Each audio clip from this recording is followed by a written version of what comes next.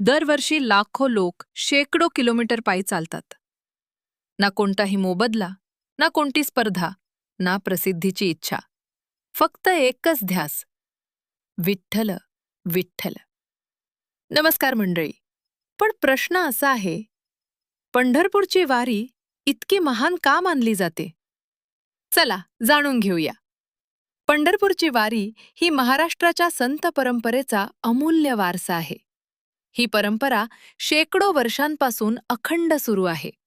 दरवर्षी आषाढी आणि कार्तिकी एकादशीला लाखो वारकरी संत ज्ञानेश्वर महाराज आणि संत तुकाराम महाराज यांच्या पालख्यांसोबत पायी चालत पंढरपूरला जातात.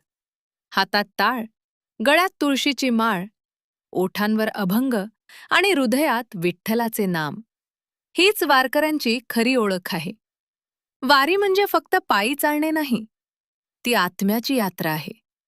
प्रत्येक पावलागणिक अहंकार कमी होतो आणि भक्ती वाढते. वारी आपल्याला शिकवते की जीवनात जात, धर्म, श्रीमंती किंवा गरिबी यापेक्षा माणुसकी मोठी आहे. वारकरी जेव्हा पंढरपुरात पोहोचतात आणि विठ्ठलाचे दर्शन घेतात, तेव्हा अनेकांच्या डोळ्यातून आनंदाश्रू वाहू लागतात. कारण त्या क्षणी त्यांना वाटते की अनेक दिवसांचा प्रवास, कष्ट आणि भक्ती यांचे सार्थक झाले. विटेवर उभा असलेला विठ्ठल भक्तांना जणू सांगतो, मी तुझी वाटच पाहत होतो. ही भेट म्हणजे श्रद्धा, प्रेम आणि समर्पणाचा सर्वोच्च क्षण असतो. पंढरपूरची वारी ही केवळ धार्मिक परंपरा नाही. ती प्रेम, सेवा, समता, भक्ती आणि मानवतेचा जिवंत संदेश आहे.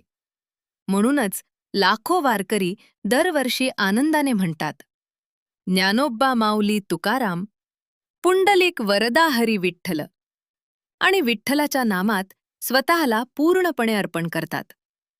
जर तुम्हालाही विठ्ठलावर श्रद्धा असेल तर कमेंटमध्ये नक्की लिहा, राम कृष्ण हरी.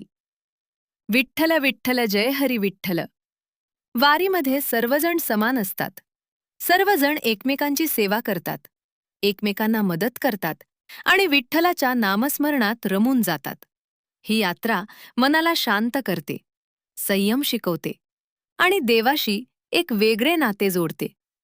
जर हा व्हिडिओ तुम्हाला आवडला असेल तर लाईक करा, शेअर करा आणि अशाच धार्मिक व आध्यात्मिक माहितीपूर्ण व्हिडिओसाठी चॅनलला सबस्क्राईब करायला विसरू नका.